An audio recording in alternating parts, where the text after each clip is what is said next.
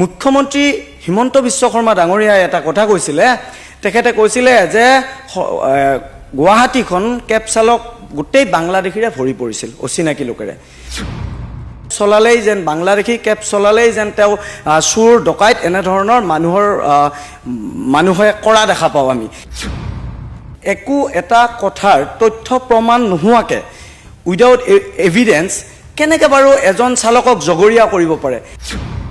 উবাৰৰ ড্ৰাইভাৰজনক পিটিব লাগে, উবাৰৰ ড্ৰাইভাৰজন অসভ্য, উবাৰৰ ড্ৰাইভাৰজন কিডনেপাৰ হয়, ৰেপিষ্ট হয়, এনেধৰণৰ মন্তব্য আমি পৰিলক্ষিত হৈছে। চালকজনে কি কৰিলে কি নকৰিলে সুধিব লাগিছিল ভাৱনা শৰ্মাক। সুধি আছে চালকজনক, এনেধৰণৰ জেৰা কৰা হ'ল চালকজনক যেন তেওঁ অপৰাধী। ইতিমধ্যে অসমত এটা বিতৰ্ক বা এটা ঘটনা, যিটো ঘটনা ভাৱনা শৰ্মাৰ এগৰাকী শিক্ষয়িত্ৰী, যিগৰাকী শিক্ষয়িত্ৰীৰ নাটকে সমগ্ৰ অসমৰ ৰাইজকে ব্যস্ত কৰি ৰাখিছে। অসমৰ মূল সংবাদ মাধ্যমে এই গোটেই বিষয়টোক লৈ এক তোলপাৰ লগাইছে। কিন্তু এই গোটেই ঘটনাটো সংঘটিত হোৱাৰ লগে লগে ভাৱনা শৰ্মাৰ যি নাটক, এই নাটকখন আৰম্ভণি হোৱাৰ পিছৰ পৰা অসমৰ কেব চালকসকলক এনেধৰণে আচলতে সামাজিক মাধ্যমত বেয়াকৈ লিখিবলৈ আৰম্ভ কৰিছে একাংশ লোকে, একাংশ নেটিজেনে। এই গোটেই বিষয়টো কিয় উৎপত্তি হ'ল বা কোনে কৰিলে, এই যে ঘৃণাৰ ৰাজনীতি, যে মুখ্যমন্ত্ৰী হিমন্ত বিশ্ব শৰ্মাই যোৱা 2025 চনৰ 15 আগষ্টৰ দিনটোত যেতিয়া পতাকা উত্তোলন কৰিছিল, সেই পতাকাৰ তলত থাকি চিনাকি অচিনাকি যেতিয়া কেব চালকৰ কথা ক'লে, তাৰ পিছৰ পৰাই কিন্তু কেব চালকসকলৰ প্ৰতি একাংশ লোকৰ ঘৃণাৰ দৃষ্টিৰে চাবৰ কাৰণে আৰম্ভ কৰিল। এতিয়া সাংঘাতিকভাৱে কেব চালকসকল তেখেতলোক ব্যৰ্থিত হৈছে, তেখেতলোকে দুখ পায়, প্ৰতিটো ক্ষেত্ৰতেই তেখেতলোককে জগৰীয়া কৰা হয়। শেহতীয়াকৈ গোটেই ঘটনাটো পোহৰলৈ অহাৰ লগে লগে গোটেই বিষয়টো আব্দুল কাদিৰ আমাৰ সৈতে উপস্থিত আছে, অসম ৰাজ্যিক চালক সন্থাৰ। এই গোটেই বিষয়টোক তেখেতলোকে কেনেধৰণে চাইছে আৰু তেখেতলোকেনো কি ক'ব বিচাৰিব, মই পুনতে তেখেতৰ পৰা জানিবৰ কাৰণে বিচাৰিম গোটেই ঘটনাটো কি ক'ব। হয়, গোটেই অসমত তোলপাৰ লগোৱা বাতৰিটো হ'ল ভাৱনা শৰ্মা। আৰু ভাৱনা শৰ্মাই শ্বিলঙলৈ গ'ল ফুৰিবলৈ, তেখেতে নিজৰ ফূৰ্তি কৰিবলৈ। এই ফূৰ্তিৰ যিখন নাটক, এই নাটকখনৰ কিন্তু যৱনিকা এতিয়ালৈ পৰা নাই। আটাইতকৈ ডাঙৰ কথা, গোটেই সংবাদ মাধ্যমে বেলেগ সংবাদ যেন পোৱাই নাই তেনে অনুভৱ হৈছে আমাৰ। আৰু এই যি সংবাদ প্ৰচাৰ কৰি আছে, এই সংবাদ প্ৰচাৰত আটাইতকৈ যদি কোনোবাই দুখী অনুভৱ কৰিছে, লাজ পাইছোঁ, সেয়া হৈছে আমাৰ চালক সন্থা, অসম ৰাজ্যিক চালক সন্থাই খুব লাজ পাইছোঁ। কাৰণ একো এটা কথাৰ তথ্য প্ৰমাণ নোহোৱাকৈ উইদাউট এভিডেন্স কেনেকৈ বাৰু এজন চালকক জগৰীয়া কৰিব পাৰে? আজি সামাজিক মাধ্যমত মন্তব্য দিয়া পৰিলক্ষিত হৈছে আমাৰ, উবাৰৰ ড্ৰাইভাৰজনক পিটিব লাগে, উবাৰৰ ড্ৰাইভাৰজন অসভ্য, উবাৰৰ ড্ৰাইভাৰজন কিডনেপাৰ হয়, ৰেপিষ্ট হয়, এনেধৰণৰ মন্তব্য আমি পৰিলক্ষিত হৈছে। তো এতিয়া আমি ভাবিছোঁ সুধিব লাগিছিল কাক, কথাখিনি সুধি আছে কাক? চালকজনে কি কৰিলে কি নকৰিলে সুধিব লাগিছিল ভাৱনা শৰ্মাক। সুধি আছে চালকজনক, এনেধৰণৰ জেৰা কৰা হ'ল চালকজনক যেন তেওঁ অপৰাধী আৰু এতিয়া জেল দিবহে বাকী। সংবাদ মাধ্যমে অকণমান বাতৰি পৰিৱেশন কৰোঁতে অকণমান ভাবি চিন্তি কৰিব লাগে। আৰু এই যে মানসিকতা মানুহৰ, আজি যে অসমৰ ৰাইজে এনেধৰণৰ গালি দিবলৈ লৈছে সমাজ গোষ্ঠীটোক, তাৰ আঁৰত কিন্তু ডাঙৰ কথা এটা আছে। যিদিনাখন 2025 চনত 15 আগষ্টৰ দিনাখন পতাকাৰ তলত থাকি মুখ্যমন্ত্ৰী হিমন্ত বিশ্ব শৰ্মা ডাঙৰীয়াই এটা কথা কৈছিলে।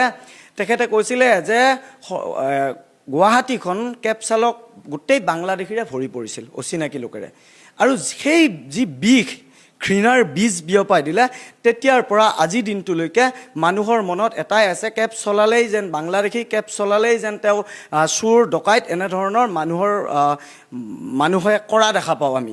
এতিয়া এইবিলাক নাটকৰ যৱনিকা কেতিয়া পৰিব সেইটো আমি নাজানো আৰু ক'ব নোৱাৰোঁ। সেইটো বস্তু একমাত্ৰ এজন মানুহেই জানে অসমৰ, সেইজন হৈছে হিমন্ত বিশ্ব শৰ্মা ডাঙৰীয়া। তেখেত য'তেই থাকে তাতেই ঘৃণাৰ বীজ বিয়পোৱা কাম কৰে। এতিয়া ৱেষ্ট বেংগলত আছে, তাতেও গৈ ঘৃণাৰ বীজ বিয়পাই আছে। এতিয়া আৰু ইয়াতে ৰহস্যজনক এটা কথা, তেখেতে কৈছিল যে এই মানুহখিনিক খেদি পঠিয়াম, মানে চালকৰ যিমানখিনি বাংলাদেশী মানুহ আছে খেদি পঠিয়াম। আৰু আমি তেতিয়া ৱেলকাম জনাইছিলোঁ, আমি খেদিবলৈ কৈছিলোঁ। কিন্তু আজিলৈকে কিয় বাৰু এজনো খেদা নহ'ল? আৰু যদি খেদিছে, সংবাদ মাধ্যমত বাতৰিটো কিয় প্ৰচাৰ হোৱা নাই? আমাক উত্তৰটো লাগিছিল, কিন্তু উত্তৰটো দিব কোনে? আৰু নে মোৰ অলপ মনত সন্দেহ হৈছে, তেখেতে যিটো পুছবেক কৰা ধৰণ মুখ্যমন্ত্ৰী ডাঙৰীয়াৰ, তেখেতে নেশ্যনেল লেভেলৰ সংবাদ মাধ্যমত কয় যে এন্ধাৰৰ সুযোগ লৈ হেনো ঠেলি দিয়ে। এতিয়া 2025 15 আগষ্টৰ পৰা আজি তাৰিখলৈকে 26 পালেহি, হয়তো আন্ধাৰ হোৱা নাই অসমত, সেইকাৰণে হয়তো কেব চালকখিনিক খেদি পঠিয়াব পৰা নাই, আন্ধাৰ হোৱা নাই যে।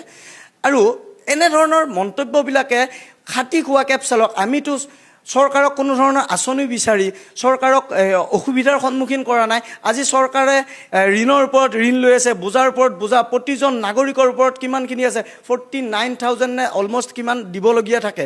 তো এইবিলাকৰ ওপৰত সংবাদ মাধ্যমে বাতৰি পৰিৱেশন কিয় নকৰে? অকল ভাৱনা শৰ্মা ধৰি লওক, আপোনাৰ ভিক্টৰ দাস বা শুকুৰ আলী, এনেধৰণৰ মানুহবিলাকৰ নিউজ পৰিৱেশন কৰি গোটেই বায়ু বতৰটো বেয়াহে কৰিছে অসমত। আচলতে শিক্ষাৰ কথা পাতক, স্বাস্থ্যৰ কথা পাতক, অসমৰ লিটাৰেচি ৰেট কিয় কমিছে, হ্ৰাস কিয় পালে, মেট্ৰিকৰ ৰিজাল্ট 65% হৈছে, এইবিলাকৰ কথা কোনেও নাপাতে, শিক্ষাৰ কথা নাপাতে। কাৰণ পাতিলে কি ক'ব, ই এণ্টি ইণ্ডিয়া হয়, অমুক হয় তমুক হয়, এণ্টি বিজেপি হয়, এইবিলাকৰ কথা কয়।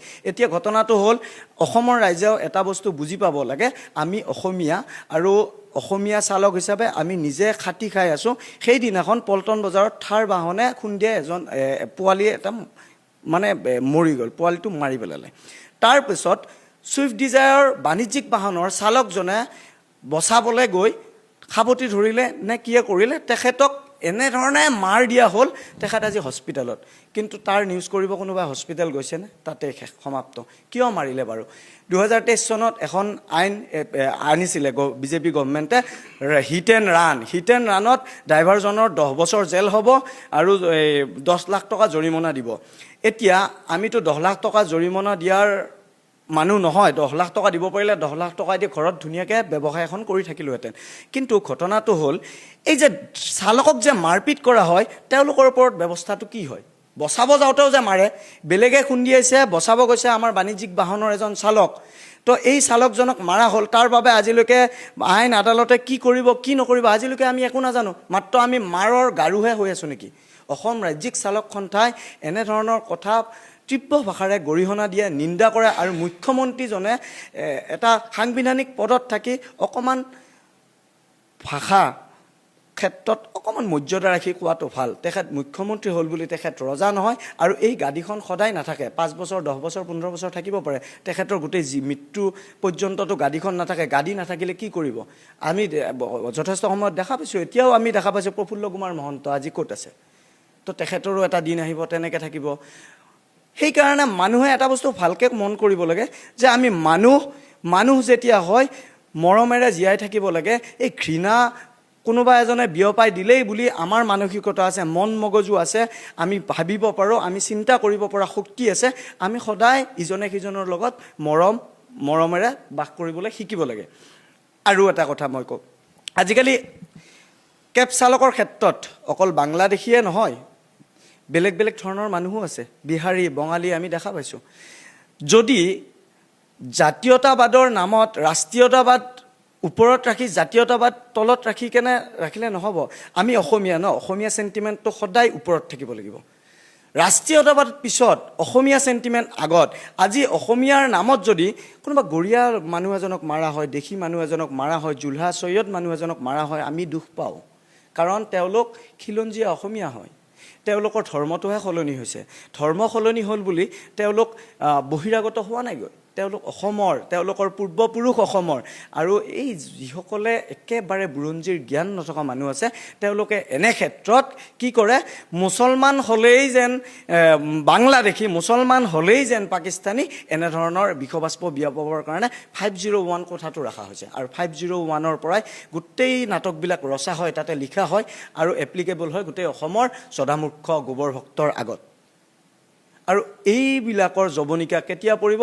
ৰাইজে উত্তৰ দিব লাগে। আচলতে প্ৰশ্নবিলাক ৰাইজে সুধিব লাগে। সচেতন ৰাইজে প্ৰতিটো ফেচবুকৰ কমেণ্টত এবাৰ নিজেও প্ৰশ্ন এটা কৰিব লাগে। তেতিয়াহে এই 501 কথাটো জবনিকা পৰিব, নহ'লে জবনিকা নপৰে। এই বানপানী হৈ গ'ল, মানুহ কক বকালে, 4জনকৈ মৰিল, নিউজ 2 দিন বাজিল, কাম শেষ, ঠাণ্ডা পৰিল। আজি জয়ন্ত দাস বিজেপিৰ পৰা এতিয়া নিৰ্দলীয় হৈ খেলিলে, তেখেতে যিবিলাক কথা ক'লে, তেখেতৰ ওপৰত একশ্যন কিয় নলয়? একশ্যন ল'ব লাগিছিলে ইমান দিনে যদি বিজেপি সত্যই কৰি আছে। বানপানীৰ কথা আমি কৈ থাকোঁ, বানপানীৰ কথা যদি কওঁ তেতিয়াহ'লে আমাক ক'ব কেব চালকৰ বানপানীৰ লগত কি সম্পৰ্ক আছে? মই এজন অসমীয়া হ'লে মোৰ অসমৰ সমাজ ব্যৱস্থা ঠিক কৰাৰ বাবে বেলেগ এজন মানুহৰ যিমান দায়িত্ব মোৰো সিমানে দায়িত্ব। তো এইবিলাক ক্ষেত্ৰত বিজেপি চৰকাৰে অকণমান সকলোৰে কথা শুনাটো আমি বিচাৰোঁ। নলবাৰী ভাস্কৰ আছে, গতিকে এই মুহূৰ্তত আমি আমাৰ নলবাৰী সাংবাদিক ভাস্কৰ জ্যোতি ডেকাৰ সৈতে পোনপটীয়াকৈ সংযোগ স্থাপন কৰিব বিচাৰিছোঁ। ভাস্কৰৰ সৈতে এখন বিহু সমিতি আছে, গতিকে ভাস্কৰ মই আপোনাৰ কাষলৈ আহিছোঁ। ভাস্কৰ আপুনি কোনখন বিহুত আছে আৰু আপোনাৰ সৈতে বিহু সমিতি আছে বুলি আপুনি যিহেতু মোক পূৰ্বতে জনাইছিল, গতিকে এতিয়া সেই বিহু সমিতিৰ লোকসকলে কেনেধৰণে কথাখিনি ক'ব বিচাৰে? বিহু সমিতিৰ লোকসকলেও আচলতে বিহু দলৰ বাবে অপেক্ষা কৰি থাকিবলগীয়া হয়। কেতিয়াবা 9 বজাত মতা দলটো পিছদিনা 6 বজাতহে আহি উপস্থিত হয়। এনেকুৱাও আচলতে উদাহৰণ আছে। তেওঁলোকক মাতিছিল সন্ধিয়া 6 বজাত, কিন্তু তেওঁলোক আহিল নিশা 2 বজাত। ৰৈ তেওঁলোক ৰাইজ গুচি গ'লগৈ অৱশেষত। কিন্তু বিহু সমিতিও তেতিয়া বিপাঙত পৰে দলটোৰ বাবে ৰৈ তেনেকুৱাও কিন্তু হৈছে। বিহু সমিতিয়ে সময়মতে অনুষ্ঠান আৰম্ভ কৰিব নোৱাৰে, সেইটোও কিন্তু অভিযোগ আছে, যাৰ বাবে নেকি বিপদত পৰে বিহু দলসমূহ। গতিকে কথাবোৰ পৰিপূৰক, ইটোৰ লগত সিটো আচলতে সম্পৰ্ক আছে। আমি আজি আলোচনা কৰিছোঁ ভাস্কৰ, বিহু সমিতিখনে কি কয় এই বিষয়টো, আৰু তেওঁলোকে কিমান সময়ৰ পৰা আৰম্ভ কৰিছে, আজি কেনেকুৱা ধৰণৰ কথাখিনি তেওঁলোকে ক'ব বিচাৰে জনাওক। এঞ্জেলা, নিশ্চয়কৈ চাওক, এই মুহূৰ্তত মই উপস্থিত আছোঁ ৰাজ্যৰ এখন ঐতিহ্যমণ্ডিত বিহুতলী নলবাৰী জিলাখনৰ পশ্চিম নলবাৰী ৰঙালী বিহু সন্মিলনৰ বাকৰিত।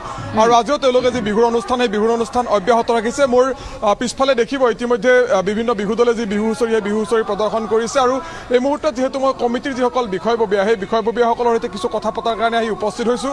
আৰু কমিটিৰ কেইবাগৰাকীও বিষয়ববীয়া আছে, মই দেখুৱাই লৈছোঁ। আৰু তেখেতসকলৰ সৈতে মই কথা কিছু পাতিম। আপুনি যিকেইটা প্ৰশ্নৰ অৱতাৰণা কৰিছে, কাৰণ পৰহিৰ দিনটোত যিটো ঘটনা সংঘটিত হ'ল পৰহি নিশাৰ ভাগত, তাৰপিছত সৰ্বত্ৰে আচলতে ব্যাপক প্ৰতিক্ৰিয়াৰ সৃষ্টি হৈছে। সৰ্বত্ৰে এই বিষয়টো পৰ্যালোচনা কৰাৰ, কমিটিসমূহে পৰ্যালোচনা কৰাৰ বা বিহু দলসমূহে পৰ্যালোচনা কৰাৰ সময় আহি পৰিছে। কাৰণ কাৰ ভুলৰ বাবে আচলতে এই ধৰণৰ দুৰ্ঘটনা সংঘটিত হয়, আচলতে ক'ত আঁসুৱাহ থাকি গৈছে, বিহু কমিটিসমূহে কিয় তেওঁলোকক উপযুক্ত যিটো সময়, সেই সময়টো দিব পাৰিছেনে নাই, বা দলসমূহে তেওঁলোকৰ যি সময়, সেই সময়টো কিহৰ বাবে মানি চলিব পৰা নাই। কাৰণ তেওঁলোকে 9 বজাত সময় নিৰ্ধাৰণ কৰি বহু বিহু দলে 12 বজা 1 বজা পৰ্যন্ত কমিটিসমূহ ৰ'ব লগা হয় দলসমূহক। গতিকে এই কাৰণসমূহ আচলতে ক'ত ভুল থাকি গৈছে, মই আপোনাৰ ওচৰলৈ প্ৰথমে আহিছোঁ। গোটেই কথাখিনি ইতিমধ্যে গম পাইছেই। পৰহি নিশাৰ ভাগত যিটো দুৰ্ভাগ্যজনক ঘটনা সংঘটিত হ'ল নলবাৰীৰ এটা বিহু হুঁচৰি দল, ভাস্কৰ জ্যোতি বিহু হুঁচৰি দলৰ সৈতে, আচলতে কমিটিসমূহে যেতিয়া চুক্তিবদ্ধ হয়, সেই চুক্তিবদ্ধ হোৱাৰ পিছত বিহু দলসমূহে সময়ত আহি নাপায়। আমি দেখিছোঁ এখন ঐতিহ্যমণ্ডিত বিহুতলী পশ্চিম নলবাৰী ৰঙালী বিহু সন্মিলনী। গতিকে আপোনালোকে এই ক্ষেত্ৰত কি ধৰণে ব্যৱস্থাপনা কৰে বা কি ধৰণে গোটেই বিষয়টো চাইছে আপোনালোকে? চাওক, পশ্চিম নলবাৰী ৰঙালী বিহু সন্মিলন আজি 73 বছৰ ভৰি দিছে। অসমৰ দ্বিতীয় মঞ্চ বিহু, আৰু এই বিহু মঞ্চৰ পৰা আপোনালোকলৈ বিহুৰ শুভেচ্ছা জনাইছোঁ। এই যিটো ব্যৱস্থাৰ কথা কৈছে যে বিহু দলবিলাক আমি এগ্ৰিমেণ্ট কৰা মতে, সমিতিবিলাকে যেনেকৈ ধৰণৰ এগ্ৰিমেণ্ট কৰে সেইমতে বিহু দলবিলাক আহি নাপায়। পুৱতি নিশালৈকে এই বিহু দলবিলাকে আহি থাকে, আৰু সময়ত গোটেই সমিতিখন এটা বিপদৰ সন্মুখীন হয়। বহুতো দুৰ্ঘটনা আমি ঘটি আছে দেখি পাইছোঁ, যে প্ৰতিভাৱান শিল্পী নিশামণি হালৈৰ মৃত্যুৱে সকলোকে, অসমবাসী ৰাইজক চিন্তিত কৰি তুলিছে। এনেকুৱা এখন প্ৰতিভাৱান শিল্পীৰ এনেকুৱা এটা এক্সিডেণ্টত মৃত্যু ঘটিছে, আৰু নিশা এইবিলাক ঘটনা ঘটে। এই যিটো কালচাৰ, এই কালচাৰটো বন্ধ হ'ব লাগে।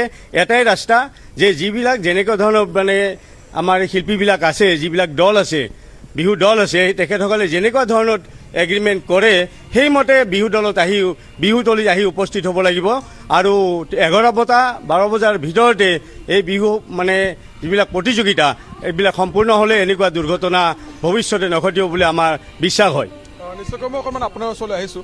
আপোনাৰ পৰা মই এই কথাটো জানিব বিচাৰিম, বহু কমিটিয়ে বিহু দলসমূহক নিমন্ত্ৰণ কৰাৰ পিছত তেওঁলোকক সাধাৰণ যিখিনি আপ্যায়নৰ ব্যৱস্থা, সেই ব্যৱস্থাখিনি তেওঁলোকে গুৰুত্ব দিয়া দেখা নাযায়। গতিকে এই ক্ষেত্ৰত কমিটিসমূহৰ কৰণীয় কি ধৰণৰ থাকে, বা আপোনালোকে এই ক্ষেত্ৰত কি ধৰণে পদক্ষেপ লৈ আহিছে? কাৰণ এখন ঐতিহ্যমণ্ডিত চামতা পশ্চিম নলবাৰী বিহুতলী, গতিকে এই ক্ষেত্ৰত কি ক'ব বিচাৰিব? কমিটিসমূহলৈ কি আহ্বান জনাব, বা আপোনালোকে কি কৰি আহিছে? এই ক্ষেত্ৰত আমাৰ পশ্চিম নলবাৰী ৰঙালী বিহু সন্মিলনৰ পৰা ৰিচিপশ্যনৰ ক্ষেত্ৰত কোনো ধৰণৰ অসুবিধা পোৱা নাই। আমাৰ ইয়াত ৰাতিপুৱা 3টা বজাত আহিও ভাত খাইছে, আৰু এতিয়াও খাইছে। আজিও আমি দালি তৰকাৰী চব্জি চবৰে কাৰণে বনাই থৈ দিছোঁ। আমাৰ আপ্যায়নৰ ক্ষেত্ৰত আমাৰ কোনো ধৰণৰ কৰণীয় কৰা নাই। আমি আমাৰ ফালৰ পৰা যিমান দিব পাৰে আমি দি আছোঁ। আৰু এই ক্ষেত্ৰত আমাৰ যিটো বিষয় চলি আছে ইয়াত, এই যি দুৰ্ঘটনাবিলাক হয়, যোৱা পৰা সেই নিশামণি হালৈৰ মৃত্যু হৈছে, আমি গভীৰ শ্ৰদ্ধা জনাইছোঁ নিশামণি হালৈৰ মৃত্যুত। গতিকে এই ক্ষেত্ৰত আমি আমাৰ যিটো অভিজ্ঞতা বাস্তৱ অভিজ্ঞতা এই অভিজ্ঞতাৰ পৰা আমি বিহু দলসমূহকে আমি দোষাৰোপ কৰিম, কিয়নো আমি প্ৰতি বছৰে সন্ধিয়া 7টা বজাৰ পৰা এগ্ৰিমেণ্ট বনাওঁ, কিন্তু সেই 7টা বজাত টিমটো ৰাতি 12টা 1টা 2টা বজাত আহে। তেওঁলোকে টকাৰ আশাতে নেকি বহুত পইচা পোৱাৰ আশাত বহুত বিহুতলত গৈ বেছি পইচা হ'ব এনেকুৱা ধৰণে কি চাৰিওফালে ঘূৰি যায়, গোটেই টাইমটোৰ কথাটো লক্ষ্য নকৰে, যিটোৱে আমাক বহুত সমস্যাত পেলায়। যোৱা বছৰ আমি ৰাতি 12:30 বজাত বিহু পাতিছোঁ, গতিকে আমি বহুত গালি খাইছোঁ আজিৰ পৰা। এইবাৰ আমি পইচা উঠাব পৰা নাই তেওঁলোকৰ কাৰণে। গতিকে তেওঁলোকে যদি সময়মতে উপস্থিত হয় কাৰো অসুবিধা নহয়, আমিও ভালদৰে বিহুখন চলাব পাৰোঁ। আৰু আপ্যায়নৰ ক্ষেত্ৰত আমাৰ পশ্চিম নলবাৰী ৰঙালী বিহুখন সঁচাই সদায় আমি বেলেগৰ পৰা মানে শলাগৰ শৰাই পাইছোঁ, ধন্যবাদ পাইছোঁ। এই ক্ষেত্ৰত অকণমান আপোনাৰ ওচৰলৈ আহিব বিচাৰিছোঁ। গোটেইটো এটা গঠনমূলক এটা হ'ব লাগে, কাৰণ সমাজখন সুন্দৰকৈ চলি থাকিব লাগিব, বিহু চলি থাকিব লাগিব, দলসমূহ চলি থাকিব লাগিব, কমিটিসমূহে নিয়াৰিকৈ বিহুখন চলাই নিব লাগিব। গতিকে ভুল আচলতে ক'ত বা সমাজখন বা কমিটিখনৰ আমাৰ কৰণীয়নো কি? কাৰণ এই ধৰণৰ প্ৰতিভাসমূহ যেতিয়া অকালতে হেৰাই যাবলগীয়া হয় তেতিয়া কিন্তু গোটেই সমাজখনৰে ক্ষতি হয়। নহয় চাওক, পোনপ্ৰথমতে মই পশ্চিম নলবাৰী ৰঙালী বিহুৰ তৰফৰ পৰা সদৌ অসমবাসী ৰাইজলৈ বিহুৰ ওলগ যাচিছোঁ। এই ক্ষেত্ৰত এটা কথা ক'বলগীয়া আছে যে যি আমাৰ গভমেণ্টে যেনেকৈ SOP বনাইছে যে এটা অনুষ্ঠান 12টা বজাৰ পিছত এটা ছিংগাৰ মঞ্চত উঠিব নোৱাৰে, তেনেকৈ এটা যদি SOP এটা বনাই দিয়ে, কাৰণ যিসকল প্ৰতিখন অনুষ্ঠানকে গভমেণ্টৰ ফালৰ পৰা মানে 1-1.5 লাখ টকাকৈ দিয়া হৈছে, আৰু তেখেতসকলে যদি এটা SOP বান্ধি দিয়ে যে আমি 12টা বজাৰ পিছত বা 1টা বজাৰ পিছত কোনো ধৰণৰ বিহু অনুষ্ঠান পাতিব নিদিওঁ, তেতিয়াহ'লে কমিটিখিনিৰ সুবিধা হয়। আৰু সেনেকৈ দলপতিবিলাকেও সেই হিচাপত নিজৰ মেনেজমেণ্টটো কৰিব, যিহেতু বিহুৰ দলপতিবিলাকে। আৰু কথাটো হৈছে কি, দলপতিসকলেও নিজৰ টীমটোৰ মানে ৰক্ষণাবেক্ষণৰ ক্ষেত্ৰত বা নিজৰ সিহঁতৰ মানে ভালে থকাৰ ক্ষেত্ৰত এটা পদক্ষেপ লোৱাটো উচিত। আৰু দলপতিয়ে ছাপ'জ গাড়ী ড্ৰাইভাৰে 2জন ৰখাটো উচিত। আৰু যিটো ছেফটি মেজাৰ্ছ যিখিনি আছে সেইখিনি তেখেতসকলে লোৱাটো আমি মানে ভাল ল'ব লাগে বুলি আমি ভাবোঁ তাৰমানে তেখেতসকলে। ধন্যবাদ জনাইছোঁ। অকণমান আপোনাৰ ওচৰলৈ আহিছোঁ, কি ক'ব বিচাৰিব এনেকুৱা ধৰণৰ কথা? আজি যিহেতু আপোনালোকে ইয়াত বিহু অনুষ্ঠিত কৰিছে, আজিৰ দিনটোত আপোনালোকৰ সৈতে এগ্ৰিমেণ্ট থাকে, কেতিয়াবা এনেকুৱা হয় যে ইতিমধ্যে আপোনালোকৰ এগৰাকী বিষয়ববীয়াই ক'লে যে কেইবা ঘণ্টা অপেক্ষা কৰিবলগীয়া হয়, এইটো কিহৰ কাৰণে হয় আচলতে? আচলতে কথাটো দুয়োটা পক্ষৰ হৈয়ে মই কৈছোঁ কথাটো। আমাৰো কৰণীয় থাকে আৰু বিহু দলবিলাকৰো কৰণীয় থাকে। গতিকে দুয়োটা ক্ষেত্ৰত আমি আচলতে কি হয়, বিহু দলবিলাকৰ আজিকালি যিটো আমি জানিব পৰা মতে তেওঁলোকৰ যিটো গ্ৰুপ খৰচ হয় গ্ৰুপৰ, সেই খৰচখিনি এখন বা দুখন বিহু অনুষ্ঠান কৰিলে তেওঁলোকৰ মেইনটেইন নহয়। আৰু মেইনটেইন নোহোৱাৰ কাৰণে তেওঁলোকে 8-10খন বিহু ল'ব লগা কৰিবলগীয়া হয়। আৰু তেওঁলোকৰ গাড়ী ভাড়াৰ পৰা অত্যাধিক মানে খৰচ বাঢ়ি যোৱাৰ কাৰণে আজিকালি এখন গাঁৱত গোটেইখিনি নাচনীও পোৱা নাযায়। গতিকে তেওঁলোকে বিভিন্ন ঠাইৰ পৰা নাচনী আনি গ্ৰুপটো যেনেকৈ মেনেজ কৰে, সেইকাৰণে তেওঁলোকে আচলতে এনেকৈ যাব লগা হয়, বহুত দূৰলৈকে যাব লগা হয়, বিভিন্ন প্ৰগ্ৰেম বিচাৰি যাব লগা হয়। আৰু যিখন প্ৰগ্ৰেমত টাইম মতে তেওঁলোকে সেইকাৰণে মেনেজ হ'ব নোৱাৰে, আৰু যাৰ ফলস্বৰূপে এই ঘটনাবিলাক ঘটিবলগীয়া হৈছে। গতিকে আমিও তেওঁলোকক আমাৰ যিটো উপযুক্ত মাননি সেইটো আমি বঢ়াই দিয়াৰ কাৰণে আমি চেষ্টা কৰিব লাগিব। আৰু তেওঁলোকেও এটা খুব বেছি লাভ নোহোৱাকৈ যাতে গ্ৰুপটো চলি থাকে, আৰু এই সাংস্কৃতিক জগতখন যাতে এইবিলাক অনুষ্ঠানটো লাগিবই, এইটো নহ'লে সমাজখন কেনেকৈ চলিব। গতিকে আমি এই ক্ষেত্ৰত আমি দুয়োটা পক্ষকে দল আৰু আমাৰ কমিটিসমূহ এই ক্ষেত্ৰত অকণমান মানে ভালদৰে বহি মেলি এই কথাটো সকলোৰে ঠিক আছে, ঠিক আছে। ভাস্কৰ, আপোনাৰ পৰা জানিব বিচাৰিম কি ক'ব বিচাৰিব আচলতে যিবোৰ দুৰ্ভাগ্যজনক ঘটনা সংঘটিত হৈ আহিছে? মেইনলি কালি যি নিশামণি হালৈৰ যিটো তেওঁৰ প্ৰথম প্ৰগ্ৰেম আছিল আজি আমাৰ ইয়াত, আজি ইয়াত ফাৰ্ষ্ট বিহুৰ হেৰিটো তেওঁৰ আছিলে। গতিকে তেওঁতো সেইটো এক্সিডেণ্ট হৈ গ'ল। আল্টিমেটলি কি হয় এইটো, এই যে ধৰক প্ৰগ্ৰেম কৰিব পাৰোঁ এটা, আমি 4-5টা লৈ ল'লোঁ, লৈ পেলাই টাইমবিলাক মিলাব নোৱাৰোঁ, লৈ পেলাই খেলি মেলি হৈ যায়। আৰু আমি এনেকুৱা হৈছে, যোৱাবাৰ বোধহয় 2টা বজাত আমি আৰম্ভ কৰিছোঁ নেকি, এটা 2টা বজাত মুকলি বিহু আৰম্ভ কৰিছোঁ, টিম নাই। এইবাৰ আমি কি কৰিছোঁ, 5টা টিম আমি এগ্ৰিমেণ্ট কৰিছোঁ, কম্পিটিশ্যন বাদ দি পেলাই। কম্পিটিশ্যনতো বেলেগেই, প্ৰাইচটো বেলেগ। আমাৰ ফালৰ 5টা আমি প্ৰগ্ৰেম ঠিক কৰিছোঁ, এই 5টাটো ফিক্স তাৰমানে আমি পেইড প্ৰাইজৰ ওপৰত পেইড হেৰি কৰি পেলাই 5টা পাব্লিক যাতে দেখা পায়, আমাৰ ৰাইজে যাতে চাব পাৰে, সেইকাৰণে এইবিলাক এই পেইড হেৰি চলি আছে। গতিকে এইটো অলপ তাৰমানে তেওঁলোকে অলপ চালে এইটো ভাল হয় যে ধৰক কেপাচিটি ধৰক 2-3খন ফাংচন কৰিব পাৰোঁ, লৈ 6-7খন মিলাব নোৱাৰা যায়। ঠিক আছে ভাস্কৰ, তেখেতলোকে ইতিমধ্যে কথাখিনি কৈছে। ভাস্কৰ, মই এই মুহূৰ্তত আপোনাক ধন্যবাদ জনাইছোঁ। ভাস্কৰে নলবাৰী এখন খুব পুৰণি বিহু ইতিমধ্যে তেখেতসকলে ক'লে